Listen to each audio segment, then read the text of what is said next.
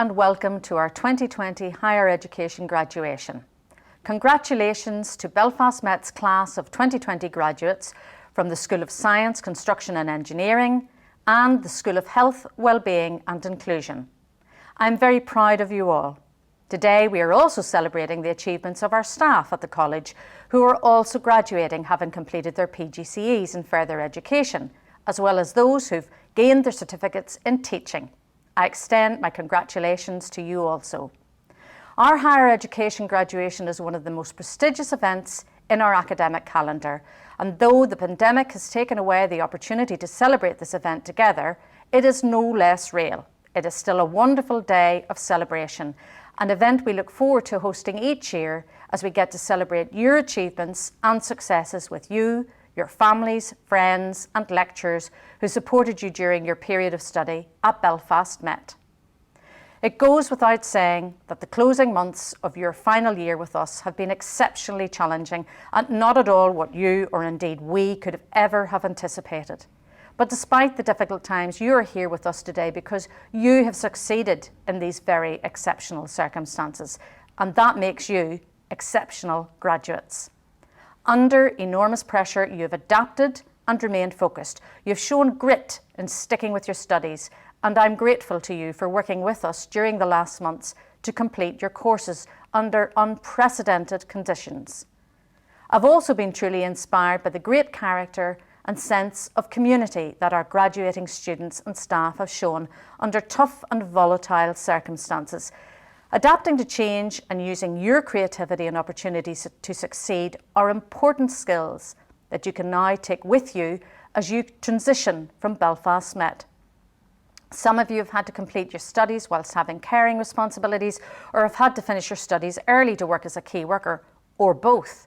Regardless of your situation, you can be very proud that you've adapted and been able to complete your qualification in the throes of a global pandemic.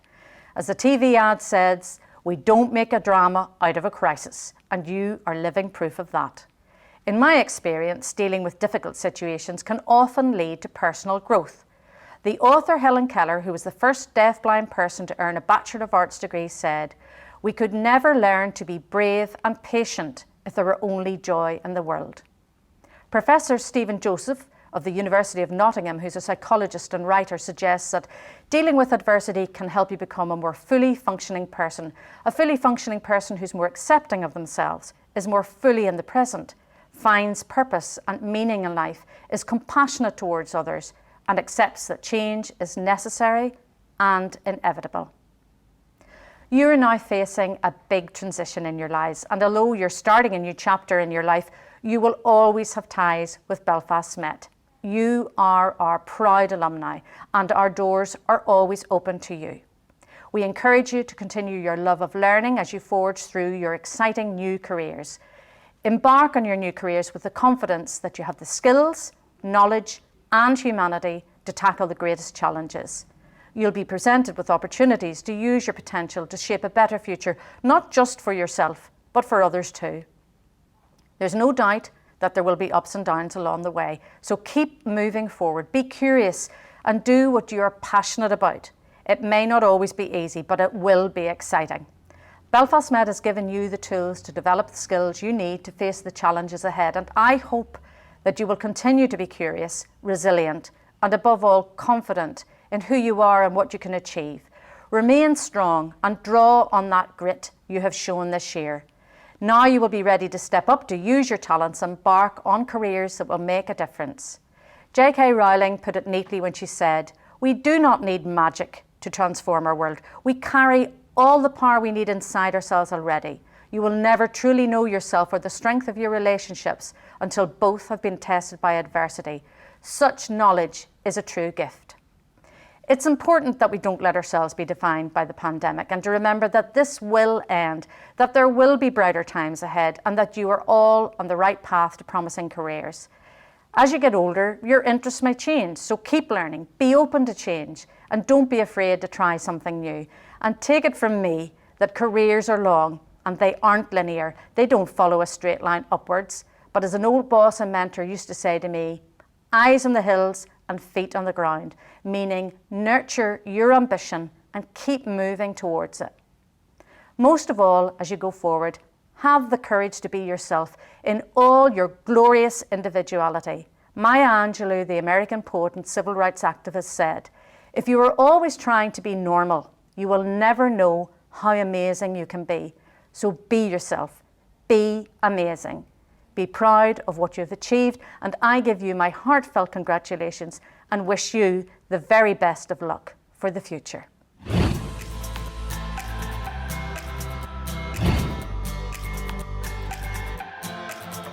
I really did enjoy my time at Belfast Met lots of new friends whilst gaining experience and knowledge.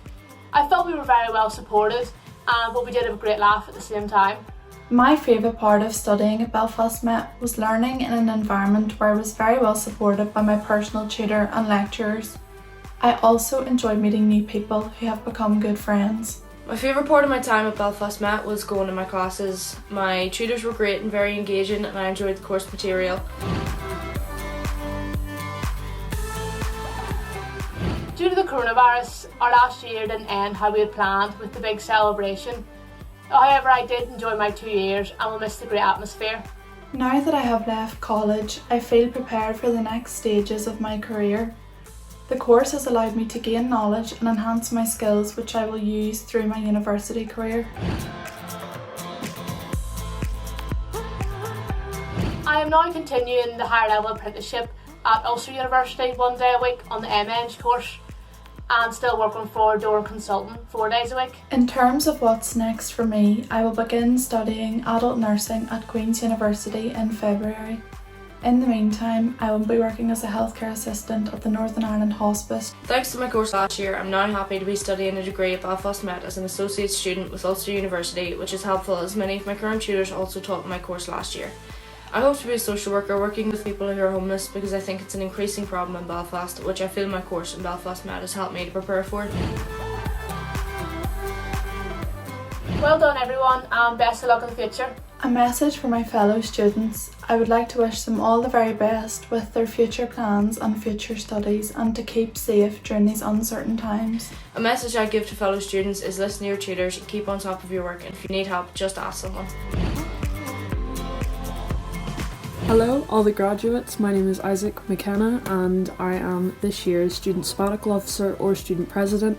I just wanted to quickly say how proud the entire SU is of all this academic year's graduates, especially with the new COVID-19 restrictions. It's been a very tough academic season for everybody, but you're all here and you've all graduated, which is absolutely fantastic. We just want to highlight how proud we are of all the graduating students this year, as well as the rest of the student body. And we really do wish you all the best for your future endeavours, your future careers, whether it's an apprenticeship or into a full-time job or even higher education. We are all very excited to see what you'll all do. Thank you very much. The college normally awards honorary fellowships at graduation, and we are delighted to be able to present an honorary fellowship this year to Joe O'Neill, who is the Chief Executive Officer of Belfast Harbour, for his contribution to industry. The Honorary Fellowship Award is the highest and most prestigious honour the college can bestow, which recognises individuals who have achieved excellence in their field, career or personal journey. Joe joined the organisation in 1997 and was appointed Chief Executive of Belfast Harbour in 2018. So we are delighted to welcome Joe to join our graduation ceremony this year. Good afternoon everyone, and I'm delighted to be joining with you in this afternoon's graduation ceremony. Firstly, I'd like to congratulate everyone who's graduated today. Really well done, and I wish you a good future with your careers. I'm also very grateful and privileged to be granted the honorary fellowship from the college. A surprising allocation, I might say myself, but nevertheless delighted to receive it. I've also been asked to use the theme of inspiration and resilience to reflect on today's honorary fellowship for myself and my journey towards my career position as Chief Executive of Belfast Harbour. Inspiration and resilience are clearly very apt subjects at this time, as we need tremendous resilience to go through the challenging circumstances of the COVID pandemic, and we need inspiration more than ever to put a plan together to see how we all recover at both a personal level and a business level. I guess reflecting on it, inspiration and resilience is something at the heart of all chief executives, and I hope I have a considerable degree of inspiration and resilience about how I conduct my role as Chief Executive of Belfast Harbour, a role I've been doing for 3 years after spending 20 years with Belfast Harbour in various other roles. And it's made me reflect on where do we draw upon our resilience and inspiration. Is it a learned behaviour, or is it something we're naturally born with? And I think as I look back, I have to say probably an element of we were born with it, but more substantially I think we all develop resilience and inspiration, and it's where we look around to draw that inspiration and resilience that's the most important part of our career development. Been born with it? Absolutely. I think in my case, yes. My mother was a principal teacher in a primary school, a large primary school, so undoubtedly she had inspiration for all of her pupils. My father, a farmer, and those of you from a farming background will know that that is a career and a job that ultimately needs tremendous resilience to deal with all of the ups and downs of the farming environment. So I was definitely born with inspiration and resilience. If I look back at my schooling, I think we had some fantastic school teachers who inspired me to look and achieve beyond what I probably thought I was capable of achieving, and to instill some resilience within me. But as I got older, I think the biggest influence in my life would be to look on the external environment for inspiration and resilience. Again, I'm not sure whether it was by nature or by design, but I found myself from a very early age always looking beyond the conventional normal, looking outside of the internal environment and looking to as wide an external environment as I possibly could. And that brought me into interaction with a lot of people who were inspirational. All of my previous chief executives and managing directors, I've taken something from them with regard to resilience and inspiration. And I'm a scientist, like a lot of you today. I know a lot of you are graduating today in the School of Science, Engineering and Construction, so I'm actually a scientist. I'm a biochemist from Queen's University. But I made a career choice after 3 years after graduating to get into the commercial world. And if I think back as to where some of my most immediate inspiration came from, one of my first jobs was working in Russia in export trading environment. I met a lot of export trade managers, and as a group of people, they're by very nature, they have to be resilient. They're working in a different environment, and they have to be inspired as to how they go about generating business for their companies back home. So I met a great collection of people, and clearly working in Russia as well for a 5-year period was both inspirational but also needed huge amounts of resilience. And I think there was a perfect alignment there with my job at that time and my own career ambitions. Very shortly thereafter, I moved across to Belfast Harbour, and in some ways again I found the perfect fit for my own motivations.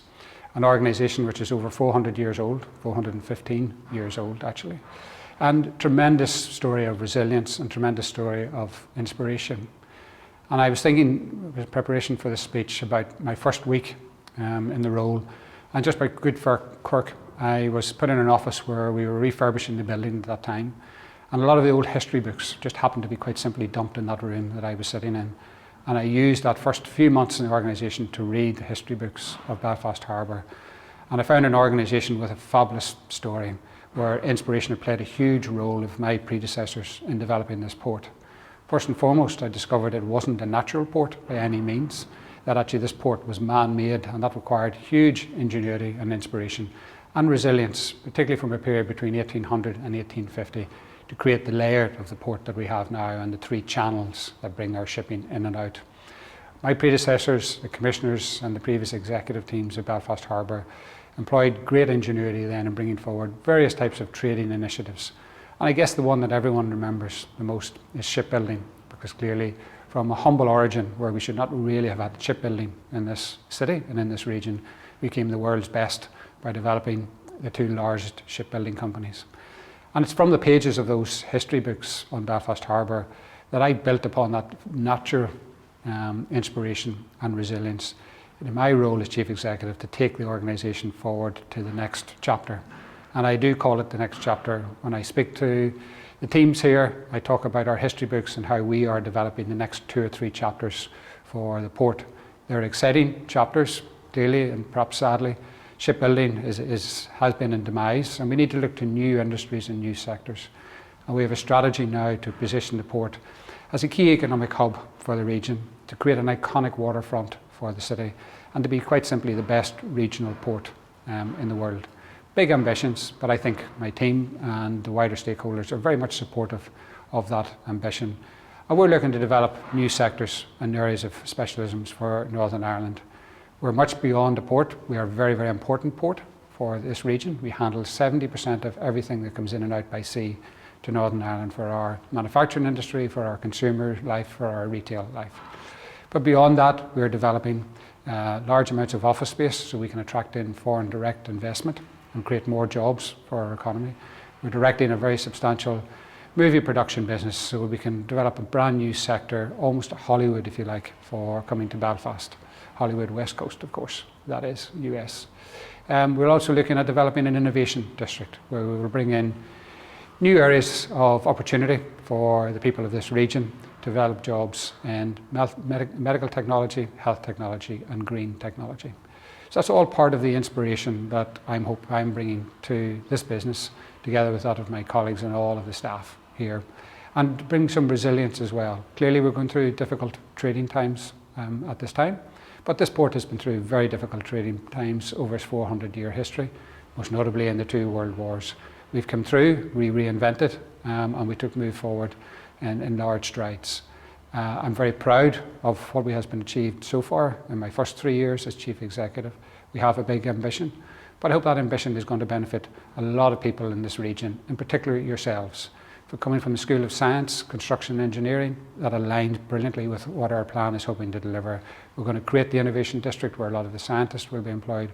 We're going to build out large parts of the harbour estate which are currently undeveloped, and that will provide jobs for you within your construction and engineering roles.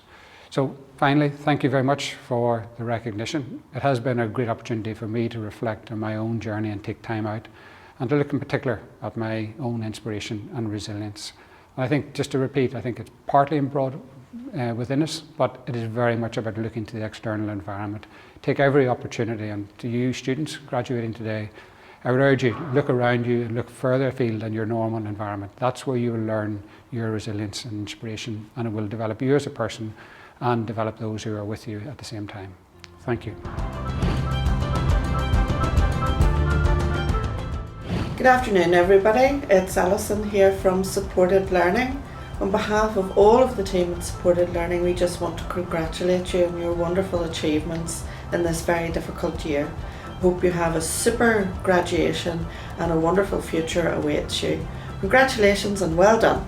Hello everyone, I just wanted to take some time out to congratulate each and every one of you here today on what is a very strange but exciting day for you all as you graduate with your awards across many different disciplines across this college. In particular, I want to say a big congratulations to our Playwork Level 5 and CCLD childcare students who I know are in amongst the crowd today, albeit virtually. I'm so very proud of you all. I know you're doing such great work out there in the field and supporting children and their families through this pandemic, and your work is deeply valued, and thank you so much for all the hard work that you've put in. I know it's been really, really challenging, but I know you've been supported by a great team, and I just wish you all the very best for the future, and I hope things get a little bit easier as time goes on and you can celebrate in true style when it is safe to do so. So have a great day and enjoy the rest of the occasion, and hope to see you all very, very soon. Well done everybody, you have finally made it to graduation. I would just like to congratulate all of the students for Health and Social Care Higher Education that are here today. Just a few special mentions to our Erasmus students from the HNC Healthcare Practice, who were excellent ambassadors for the college and for our country when we took them to Germany in March, and we were very relieved to get you home just before lockdown. And also a special mention to one of our counselling students on the foundation degree this year who led the way in counselling, Muriel Tafts, who actually achieved, I have to read this out, she was the winner of the Ulster University's first annual Associate Dean's Award for the highest achieving Associate Student in Counselling. So well done, Muriel. We are very proud of you here and what you have achieved across the province in counselling this year. May I take this opportunity to wish you all every success for what you plan to do. I think if you manage to get through this year in a pandemic and get through your qualification, the world is your oyster.